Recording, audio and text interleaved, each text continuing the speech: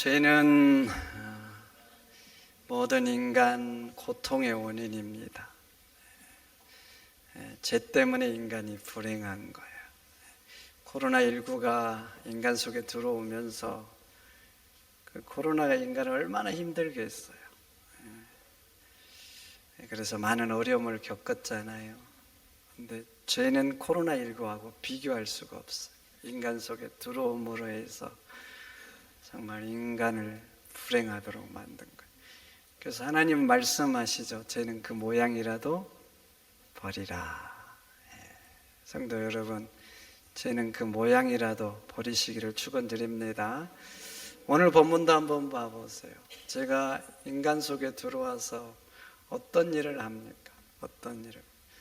세 가지 일을 오늘 본문 속에서 해요. 첫째는 인간과 하나님 관계를 파괴시키고 말이죠. 오늘 본문은 범죄한 후 하나님께서 아담을 찾아오시는 장면이에요. 여러분, 찾아오시면 그전에는 아담이 하나님을 너무나 좋아했어요. 하와도 좋아하고. 근데 봐보세요. 피하여 숨고 말죠. 여러분, 강아지 키우십니까? 여러분, 집에 들어가면 강아지가 여러분 어떻게 맞아요? 얼마나 좋아합니까? 얼마나. 내 새끼들은 나를 안 반가워해도 강아지는 그런 법이 없어요. 내가 늦게 들어가면 남편도 자고 아내도 자고 그래도 강아지는 말이죠. 어떻게 알고 그냥 와서 꼬리치고 좋아하는 거예요. 여러분, 강아지 키울만 나죠? 네. 안 그러셔요? 네, 그렇게 좋아하잖아요. 근데 아담과 하와가 하나님을 그렇게 좋아한 거예요. 그런데 죄가 들어왔잖아요, 죄가. 그러니까 이제 하나님을 피하는 거예요. 아담아, 아담아 부르시는데, 찾아오셨는데도 숨어 피하고 마는 거예요. 여러분, 죄는 그래요, 죄는 하나님을 싫어하게 만들어요. 내 인생에서 하나님을 제거시켜요. 그리고 하나님께 가까이 가는 게 이상하게 힘들어요. 이게 안 돼요, 안 돼. 자석 같은 것끼리 만나면 막 밀어내잖아요. 꼭 그래요. 죄는 하나님을 밀어내요. 여러분, 우리 인간의 가장 큰 복이 뭔지 아십니까? 그것은 하나님을 가까이 하는 복인 줄 믿습니다. 하나님을 가까이 하는 게 우리 인간에게 가장 좋은 거예요. 우리 하나님은 완전한 분이시잖아요. 변하지 않으셔. 완전하기 때문에 영원하고, 완전하기 때문에 누군가의 도움이 필요 없어. 도움이. 홀로 모든 것을 이룰 수 있는 분이야. 또 완전하기 때문에 하나님이 뭔가 생존하기 위해서 누군가의 자원을 필요로 하지 않아요. 그래서 하나님은 스스로 존재하는 분이세요. 그런데 우리 인간은 그렇지가 않아요. 완전하지 않는 거예요. 완전하지 않기 때문에 영원할 수도 없어요. 완전하지 않기 때문에 스스로 존재할 수도 없어요. 생존을 위해서는 누군가의 도움이 필요해요.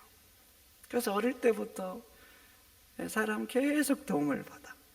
그리고 생존하기 위해서는 누군가의 자원을 계속 끌어와야 돼.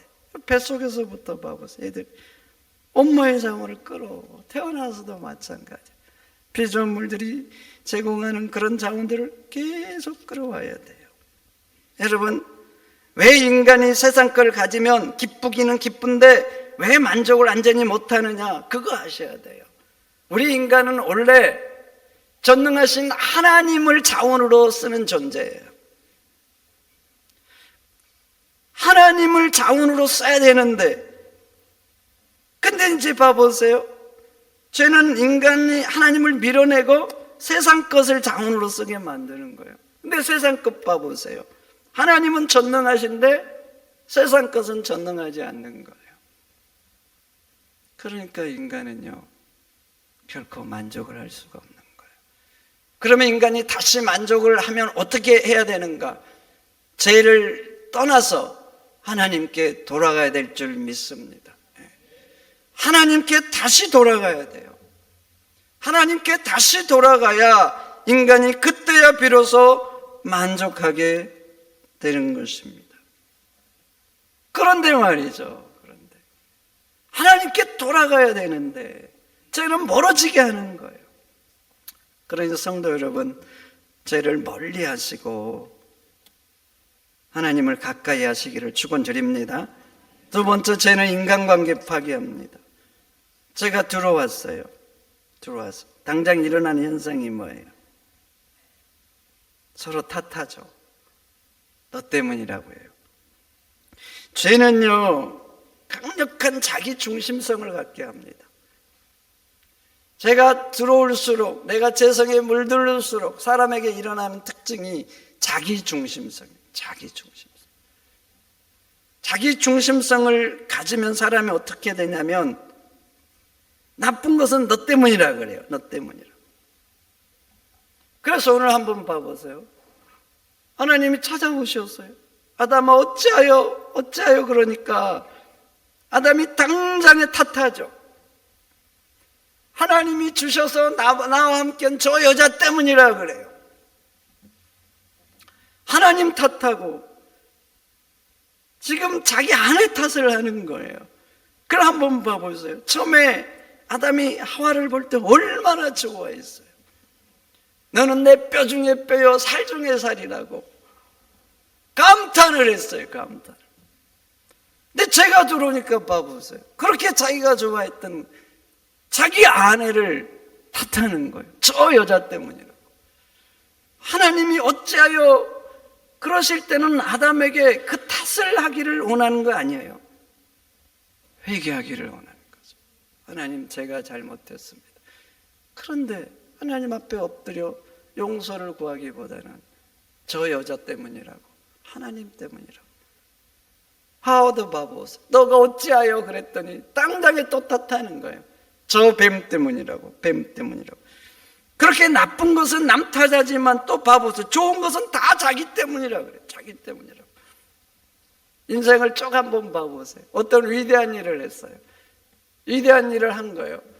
그러면 사람이 그것에 대해서 내가 말만 거들어도 내가 말했기 때문에 그렇게 됐다고 말해요. 내가 거기에 조금만 관련이 되어 있어도 사람들은 그래요. 내가 그거 힘썼기 때문에 그게 되었다고 말을 해요. 죄는 신기합니다. 죄는 신기해요. 나쁜 것은 다 탓해요. 변명하고. 그러나 좋은 것은 다 나 때문이에요. 그리고 좋은 것은 자기 인생의 자원이 되고 도움이 될 만한 것은 계속 끌어당깁니다. 계속 끌어당겨. 내게 넘치도록 있어도 상관없어요. 상관없어요. 남들이 피해를 봐도 상관이 없어요. 계속 끌어다녀요. 죄는 내 중심성이에요. 그래서 내가 중요해요. 부부 사이에서도 내가 중요하고, 친구 사이에서도 내 의견이 중요하고, 내 감정이 중요하고. 그래서 인간관계가 갈수록 파괴되는 거예요. 그럼 한번 봐보세요. 이런 자기 중심성을 극복하고 그 중심성을 어떻게 하면 넘어갈 수 있겠어? 내 의지로, 내 노력으로? 천만의 말씀. 인간은 노력한다고 자기 중심성을 극복할 수 있는 존재가 아니에요. 왜냐하면 죄가 그대로 하는 거예요. 죄가 죄된 본성인 거예요. 본성이 그러기 때문에 극복이 안 되는 거예요. 바닷개가 있었어요. 새끼를 낳는데 새끼가 자꾸만 옆으로 걷는 거예요. 엄마가 답답하면 니는 왜 맨날 옆으로 되냐? 내가 시범을 보일 테니까 엄마 따라서 좀 똑바로. 시범을 보였어요. 바닷개가 앞으로 걸었을까요? 옆으로 걸었을까요? 옆으로 걷죠. 그러니까 이게 본성이 그런 거예요. 그러니까 의지로 안 되는 거예요. 의지. 여러분, 죄성으로 인해서 가진 이 본성을 어떻게 극복할 수 있겠어요? 그것은 말이죠, 내 힘으로 되는 게 아니에요. 하나님의 영이신 성령님이 내 속에 오셔서 내 제약된 본성을 지배할 때 극복이 되어지는 것입니다. 그래서 성령 충만을 받아야 돼요. 성령 충만을 받고 그 성령님이 나를 지배해야 돼요. 그래야 비로소 내 중심성이 극복이 되는 것입니다.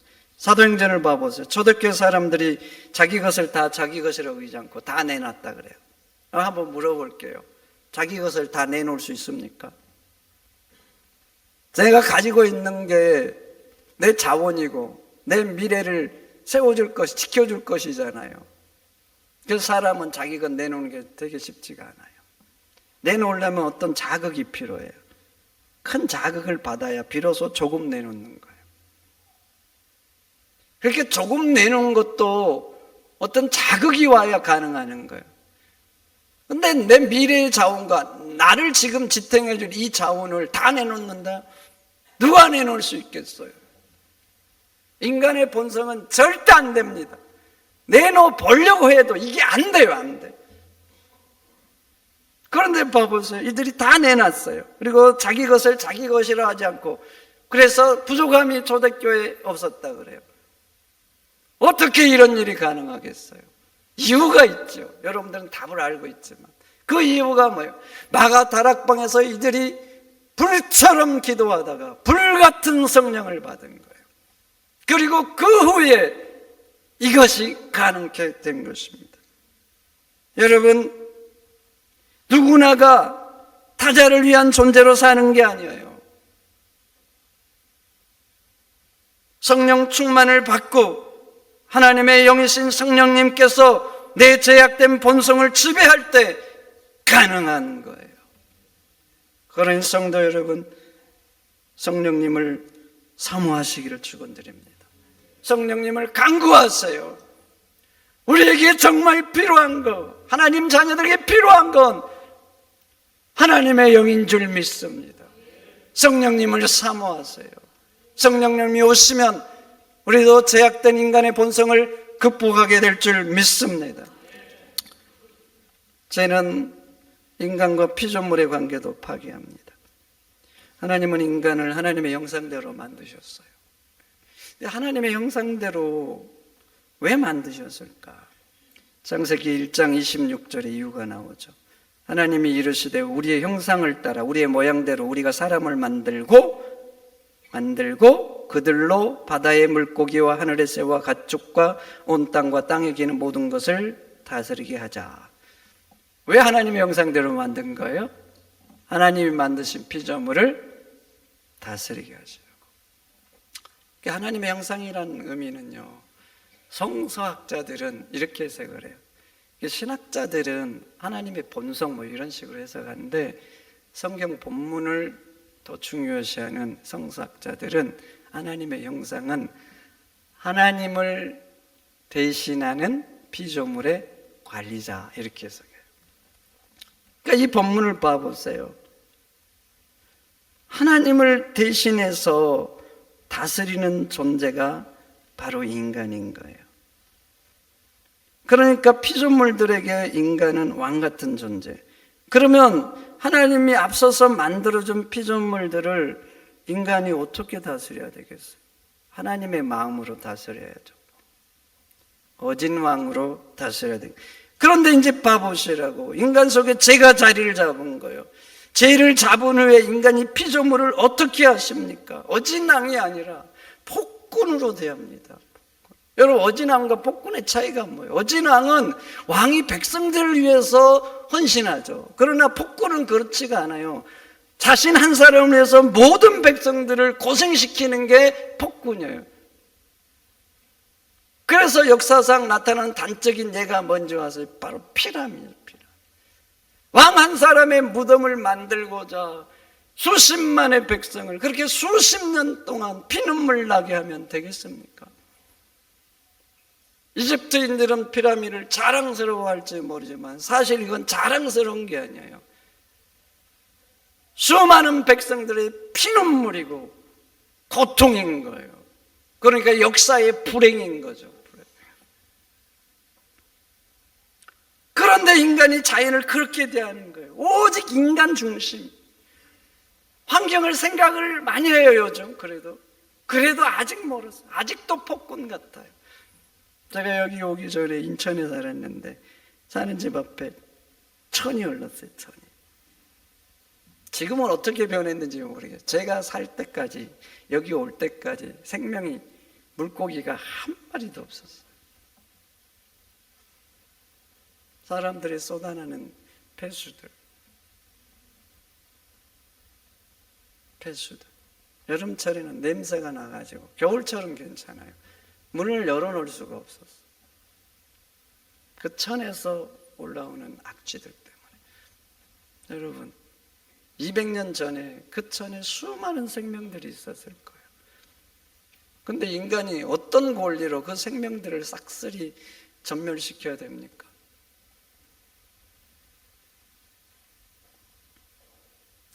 고속도로 내면 인간들은 되게 편리하고 좋죠. 근데 고속도로를 내면 지구에 사는 모든 존재들 중에 좋아하는 존재는 딱 인간밖에 없어요. 그리고 공존에서 살아가는 모든 피조물들은 다 어려움을 겪고, 동물들 이동 못하죠.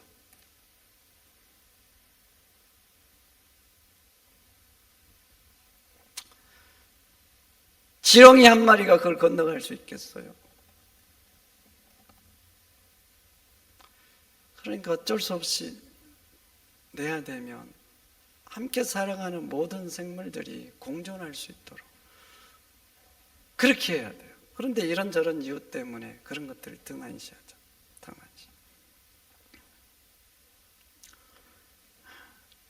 그리고 인간들이 사용하고 버린 쓰레기들, 비가 오면 바다로 올라가죠.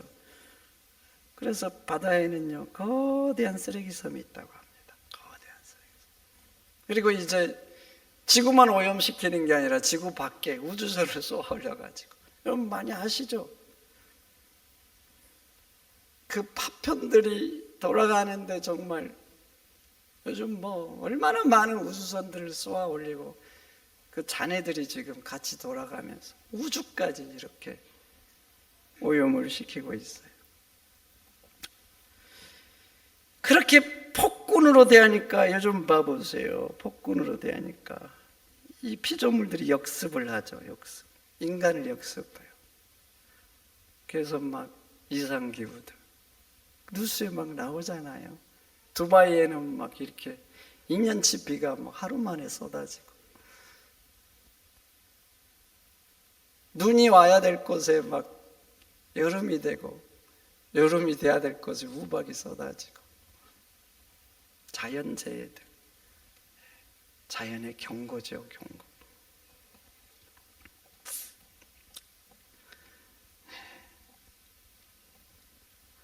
여러분들이 편할수록 하셔야 돼요. 편할수록. 누리고 살수록 자연은 곧 고통스러워합니다. 내가 누린 만큼 이 자연들이 나한테 희생을 해야 되는 거예요. 희생을. 지금 우리 대한민국 인구 감소 문제로 힘들어하고 있습니다. 대학들이 소멸 위기에 처해 있고, 또 다음 세대가 지금 세대를 유지하는 것이 힘들어지고, 이 사회적인 문제들이 발생을 하죠. 그러니까 인구가 감소해가지고 일어나는 현상이 지금 현 사회를 유지하기가 어렵다는 거예요. 그럼 한번 물어보고 싶어요. 지금 현 사회를 잘 유지하기 위해서 도대체 언제까지 인구가 늘어나야 되는 거예요? 언제까지 늘어나야 되는 거예요?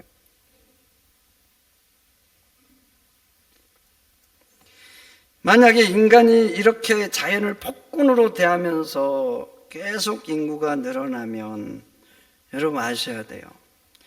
사회적 상황에서 문제가 발생하는 것과 비교할 수 없는 재앙이 인간에게 도래합니다.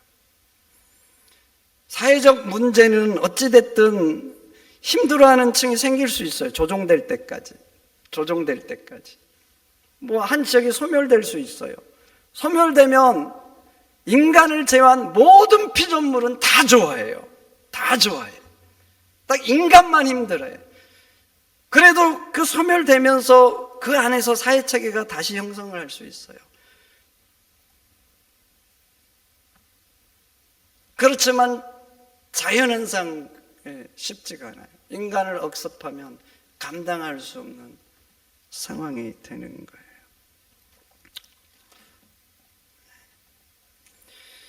연구에 의하면 말이죠, 사람들이 미국인처럼 살아요. 미국인처럼. 그러면 이 지구의 적정 인원이 인구가 15억이라고 합니다. 15억. 이게 환경 문제, 자원 소멸 문제, 또 생태 보존과 그 회복 능력, 그리고 지구의 지속력, 이런 여러 가지 데이터를 하면은 15억이래. 우리 대한민국 여러분처럼 만약에 이렇게 살잖아요. 그러면 지구의 적정 인원이 인구가 22억이라고 합니다. 근데 지금 지구 인구가 몇 명입니까? 약 80억. 근데 이 80억이 잘 살아보려고 몸부림치죠. 잘 산다는 건 뭐예요? 자원들을 막 끌어다 쓸어 내 인생을 편리하게 만든 거예요. 누리면서 사는 거. 그게 잘 사는 거예요, 사실 우리에게 지금. 그렇게 80억이 막 자연을 막 갖다가 희생시키면서 폭군처럼 막 끌어다 쓰면서 자연의 고열을 빨아내가지고 하면서, 그러면서 인구가 막 기하급수적으로 늘어나면 과연 이 지구가, 하나님이 창조하신 이 자연세계가 유지될 수 있겠습니까? 무서운 재앙이 도래하는 거예요. 그래서 피조물들이 고대하는 게 뭔지 아세요? 로마서 8장 19절, 피조물들이 고대하는 것은 하나님의 아들들이 나타나는 것이라고 그래요. 여러분, 이 본문을 깊이 있게 봐야 돼요. 왜 피조물들이 간절히 고대하는 것이 하나님의 아들들이 나타나는 것이겠어요? 무슨 말이겠어요? 하나님의 마음을 가진 사람들이 이 땅에 많아지고 주도권을 가져야 비로소 피조물들이 고통에서 해방되는 거예요. 그래서 제 답은 이거예요. 인구가 무작정 늘어나는 건 반대입니다. 폭군처럼 행하는데 인구가 늘어나면 큰일 나는 거예요. 그래서 제 답은, 그래도 인구가 늘어나면서 현상을 유지하려면 하나님을 잘 믿는 하나님의 백성들이 자식을 많이 낳아야 돼요. 그래서 하나님의 마음으로 이 생태계를 대해야 되는 거예요. 그래야 자연의 역습을 막을 수 있고, 피조물들이, 하나님의 형상을 만든 인간들이 하나님이 원하는 대로 그래도 자연을 대하면서 어진왕으로 살 수 있는 거예요. 그러니 여러분, 인구 문제가 걱정되면 여러분들이 좀 많이 나시기를 축원드립니다. 여러분들이 나시라고. 진심이에요, 진심.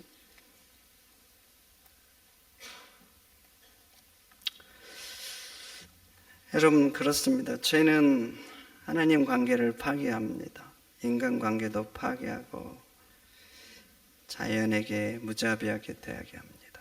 그래서 구원은 또 다른 관점에서 이 세 가지를 회복하는 거예요. 하나님 관계를 회복하고, 인간 관계를 회복하고, 자연을 대할 때 하나님이 원래 원하는 그 인간의 형상대로 대하는 것, 이게 또 다른 의미에서 우리가 이루어야 될 구원인 거예요. 그래서 성도 여러분, 죄를 멀리 하시기를 축원드립니다. 죄가 들어오잖아요. 모든 이것들이 다 깨져요. 멀리 하시고 하나님을 가까이 하세요. 그러면 인간관계도 회복될 거예요. 하나님의 마음이 들어오면 자연과의 관계도 회복될 겁니다. 주님의 이름으로 부탁합니다. 죄를 멀리 하시고 하나님을 가까이 하는 여러분들이 되시기를 축원드립니다. 축원드립니다. 하나님 감사합니다. 오늘 주신 말씀 마음에 잘 새겨서